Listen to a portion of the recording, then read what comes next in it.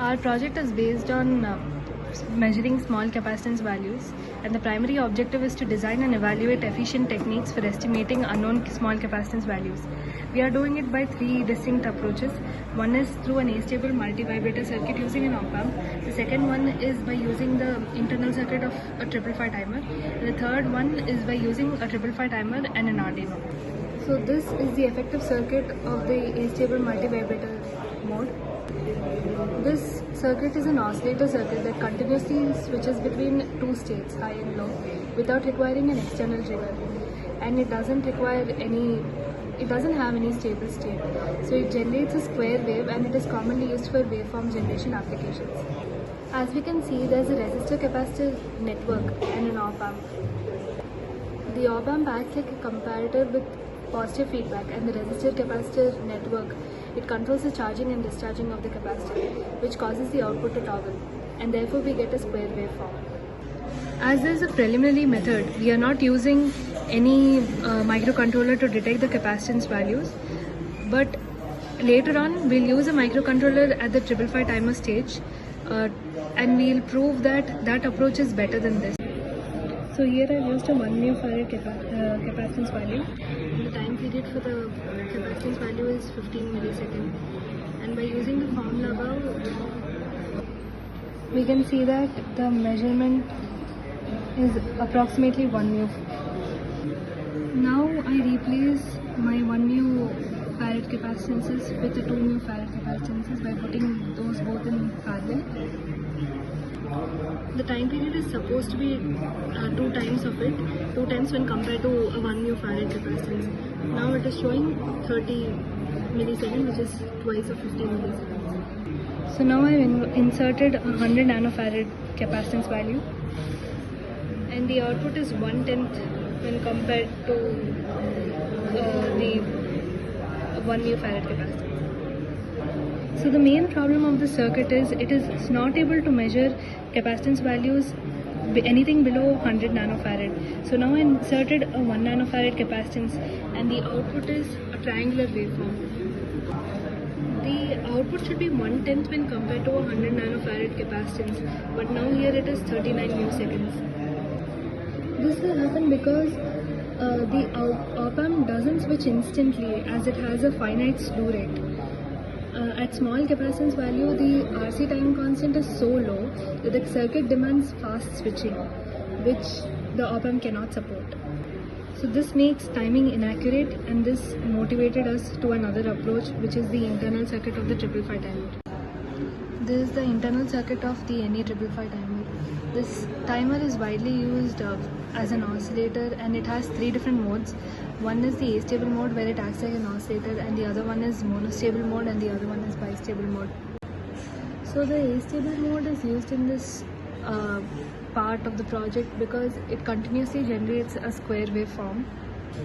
Detecting the capacitor values is similar to that of the astable multivibrator circuit, where we are depending on the time period value. Compared to the monostable and bistable modes, the astable mode offers a simpler and a very good way to measure capacitance value. So this is the internal circuit of the NE 555 timer. So in this mode, we are first considering the capacitance value to be uncharged, and it is the key aspect of the configuration is that only one of these two comparators, which is these both, will output a logic high at any given instant. So in this internal circuit, when the non-inverting terminal of the first op-amp or the comparator is greater than the 2/3 of VCC, this 2/3 comes from this voltage divider network, and these 3 resistors are equal. So when this is greater than this one, it will output 1, and when this is greater than this one, it will output 1. But only one can be high at an instant, and it is designed in such a way. So if there is 1 and 0, according to the SR flip-flop characteristics, the output will be decided. And when the output is 1, it will discharge to this discharge transistor. So it is based on a simple concept that the circuit is based on a simple concept that the capacitor will charge in this path, R1 plus R2, and it will only discharge in this path, R2 and C1. And from this we can calculate the effective time period as it is a summation of the discharge and charging times. This is effectively how the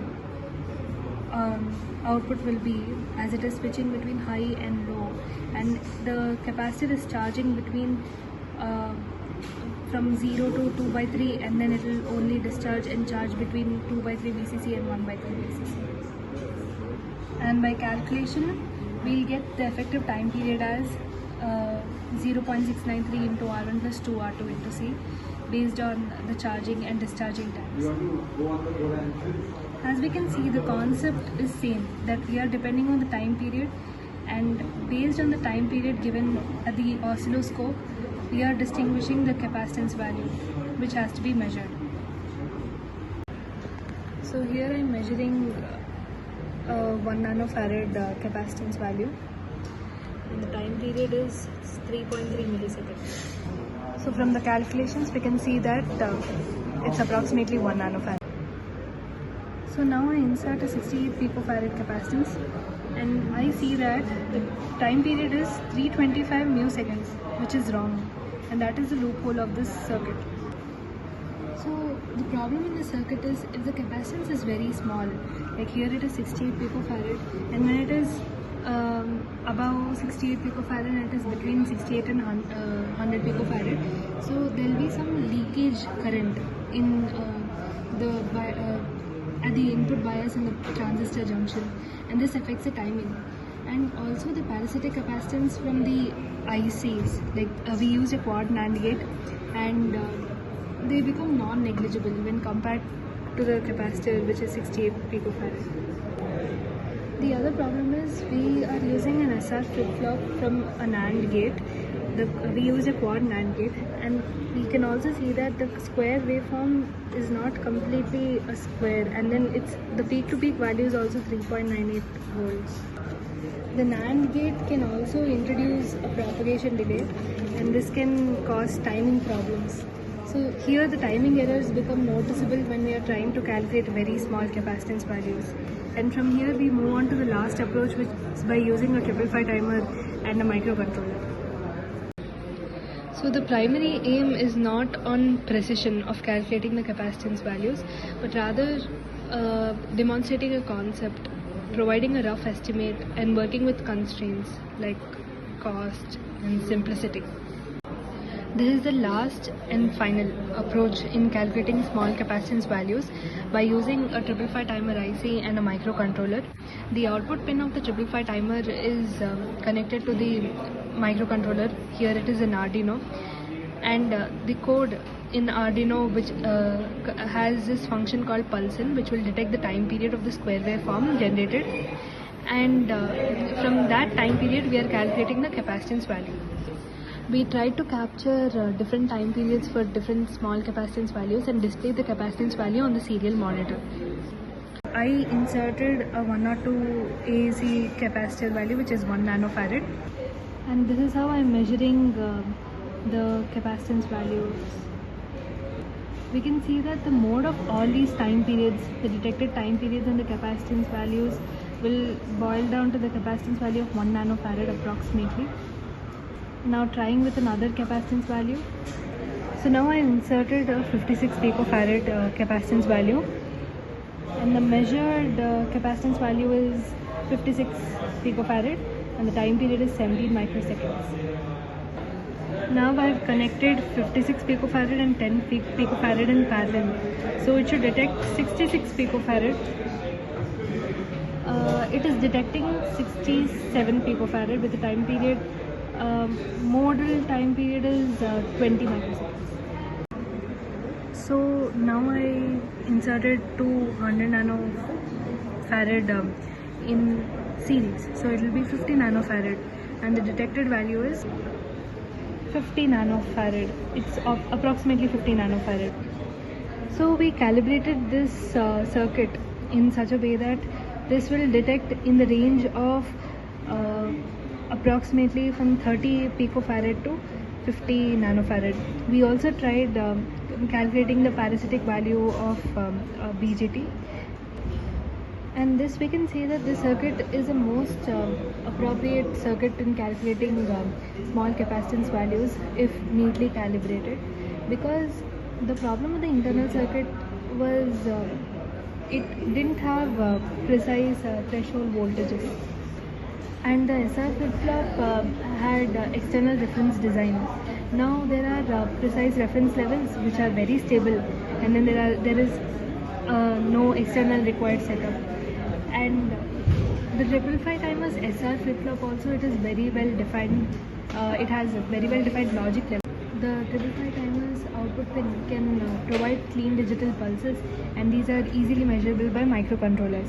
But then we also faced problem in the microcontroller that this Arduino isn't able to detect time periods in microseconds that clearly, and for every sample the time period is changing, so we had to calculate the RMS value of all the capacitance values for every time period, and we saw that there was an error of 3 to 4% in higher capacitance values, but when we went to lower capacitance values, the RMS capacitance value always had an error of 30 to 40%, and this can be eliminated. There is another advantage of this 555 timer circuit, that the internal circuit includes hysteresis and sharp switching, and it reduces the susceptibility in the noisy transitions. So now it solves the problem of using comparators that are sensitive to power supply fluctuations or noise, and this ensures better noise immunity. This approach combines analog measurement with digital processing, so it makes it a more user-friendly, and it is accurate over a wide range. For example, it is accurate. Our circuit is accurate over 10 picofarad almost accurate from 10 picofarad to 50 nanofarad, and this range can also be increased. And combining this 555 timers predictable oscillation behavior with the Arduino's digital processing and other display capabilities, like we are printing it on the serial monitor, and this results in good capacitance measurement. And this is the whole summary of our circuit.